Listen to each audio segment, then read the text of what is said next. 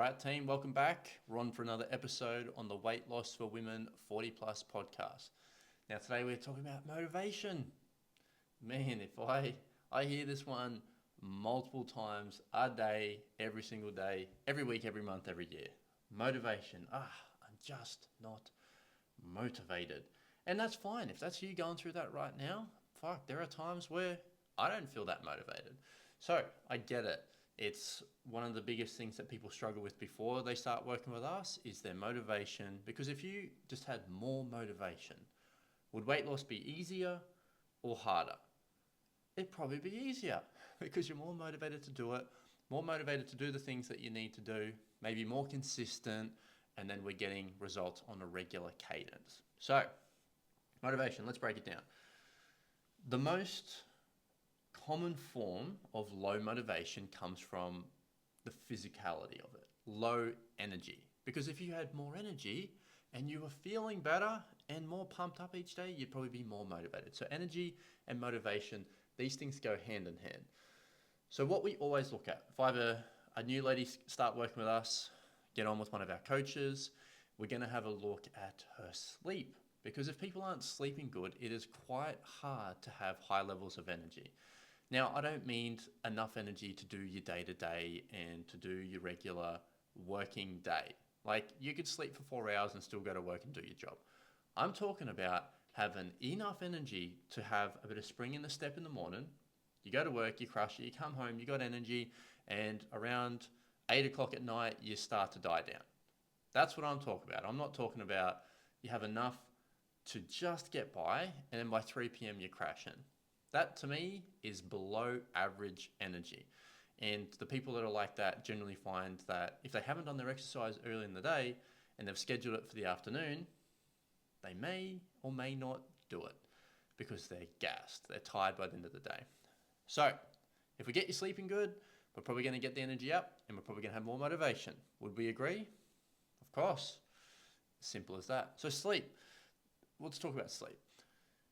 We want to have at least 7+ hours per night. Now, me personally, I can sleep like 10 hours. I reckon on Saturday, I went to bed at like 9 o'clock Friday night, and then I woke up at like 8:30. It was wild. Now, I rarely do that. I like to get up at like 5:30, 6 o'clock, start working by 6. But I slept in. I was like, fuck it, I'm sleeping in. I'm tired. I've got calls to do on Saturday. So I slept in. So that would have been an easy, 9 till 8:30. That's like 11 and a half hours. Maybe I got up at 8. 11 hours. Crazy. I could sleep like that every single day. I love it. I love my sleep. So how do you get a good sleep? How do you get into a good rhythm? Some people are like, man, I just can't fall asleep. I can't stay asleep. I get up to go to the toilet, and these are my issues, and this is what's contributing to the disrupted sleep. So when I say good sleep, I don't mean you're just in bed. You are asleep, as in like you're in the room for 8 hours. I mean or 7 hours. You're actually asleep. You didn't get up to go to the toilet. You're not tossing and turning. I mean like staying asleep. Like that's what we're talking about. If you get up just once in the night, you've broken your sleep into 2 long naps. Not 8 hours of sleep with one little pee break. That's 2 4-hour naps. That's how it works. Because once you are awake, you've reset the sleep cycle. You're out of that deep sleep cycle, and now you're up, you go on the toilet, you've moved your body. So that's not solid sleep. And if you're not having that, we need to improve that. So number one thing is having a consistent bedtime 7 days a week. As non-fun as that sounds, it's the only way it's going to work. Like, you can kick and scream and say, I don't want to do that, and I don't care. Like, I don't care if you don't want to do that. You're an adult. I'm not your dad. But if you want to listen and you want to get results, I'm going to tell you how to do it.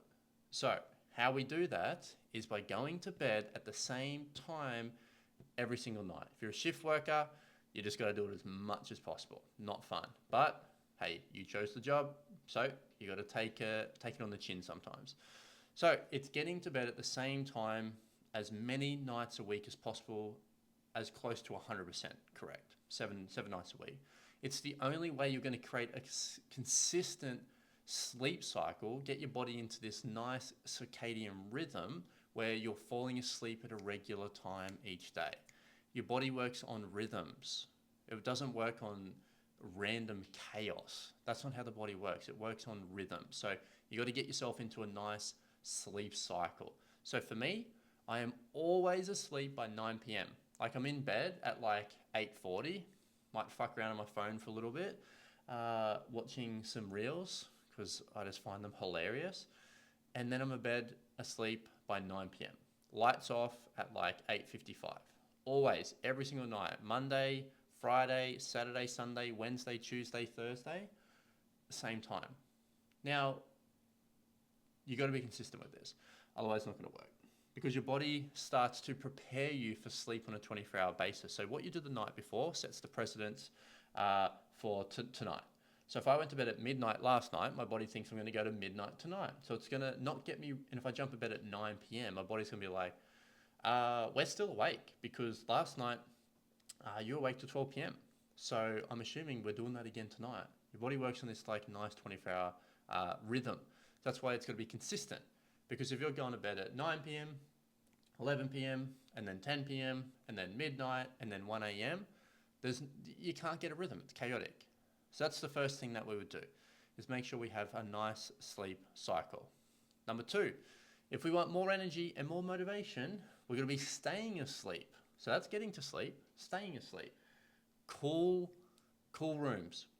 If you're hot and bothered, you're going to throw off the sheets, you're going to toss and turn, you're going to throw off the doona, you're going to toss and turn. So we have to have a cool room, whether that's a fan, an air conditioner, whether that is any other bloody way you can figure out how to cool your room down, we need to do it. If you don't have a cool room, it's very difficult to stay asleep. Your body will overheat. So work that shit out. Get a cool room. If it's hot, you're an adult, you'll work it out. Cool room, cool it down. Number two, I sleep with silicone earplugs. I'm a light sleeper. I don't like noise. Noise wakes me up very easily. So I like to sleep with earplugs. Now I don't like the foamy ones because they hurt my ears and are uncomfortable when I lay on my side and sleep. Silicone earplugs. You can buy from the chemist. It's like $5 for a pair of 4. They're amazing. They last weeks at a time and they're very comfortable. You can't even feel them in your ear. Silicone earplugs, staying asleep. Again, you want to do everything in your power to maximize your ability to stay asleep.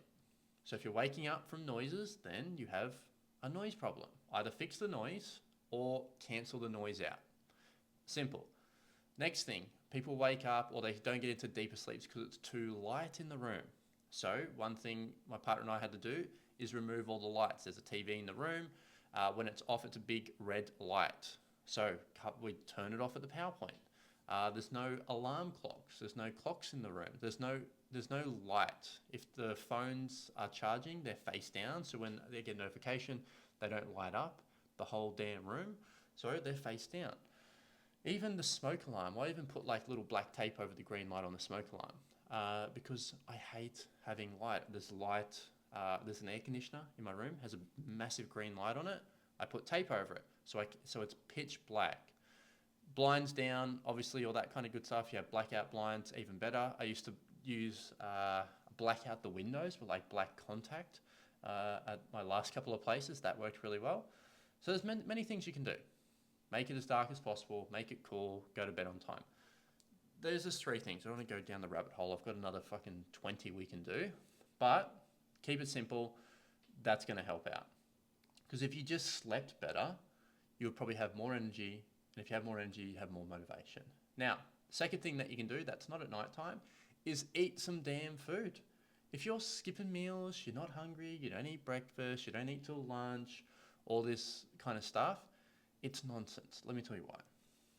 Energy comes from food. Food we eat. If you don't eat, you don't have much energy. There's really not much more to that one. If you aren't eating enough or you're not eating consistently throughout the day, you're not recharging the battery. So if my phone, if I didn't charge it overnight and I wanted to use it the next day, it would probably be dead because I didn't charge it overnight. If I want to use it throughout the day and my phone dies, what am I going to do? I'm going to put it on charger because I want it to have more energy and more battery. The same thing with your body. If you're low energy and you're not eating breakfast or lunch, do you think's going to happen? You're not going to lose. You're not going to have any energy because food, calories is the unit of energy for the body, meaning that the body runs on calories. It doesn't run on electricity, and calories come from food. If you don't eat enough food, you don't have enough energy. If you don't have enough energy, you're not motivated. Are you starting to see the trail, the breadcrumb trail right now? Sleep and food equal more energy. You're really not going to get much more motivation if you don't handle those two things. And those are the two things that people struggle with most before working with us. Their food's all over the place, their sleep's all over the place, their energy's all over the place, and their motivation's all over the place. So what we do is we fix those things in our VIP transformation program. Now, if you've been listening to me for a while and you haven't been losing weight for the last couple of weeks, last couple of months, and you haven't applied for the program, what are you doing? You probably need some help, and that's okay. I was not born a person that was in shape. I was not born knowing how to lose weight. I was not born knowing how to teach people how to lose weight. These were skills that were passed on to me from someone else. All knowledge is passed on. You're not going to just magically wake up one day and be a fit person and have this shit figured out. It didn't work for anyone like that. Like, I didn't wake up and just know how to ride the bike. Like, my dad had to physically teach me how to ride the bike. He put me on it with training wheels, and eventually the training wheels come off and then I could do it by myself. I had a person mentoring me one-on-one until I figured this shit out. There's no amount of YouTube videos I could have watched at 8 years old to learn how to ride the bike. It was just not going to happen. Maybe it was 4, maybe it was 5, who the fuck knows. But it wasn't going to happen like that. There was no amount of YouTube videos I could watch to become a nurse. Like, I need to go and do a qualification. I need to go to uni or TAFE, have someone teach me, mentor me, guide me through the process. So if you're right now over the age of 40 and you're battling with your weight, I have to break to you. You're not just going to figure it out.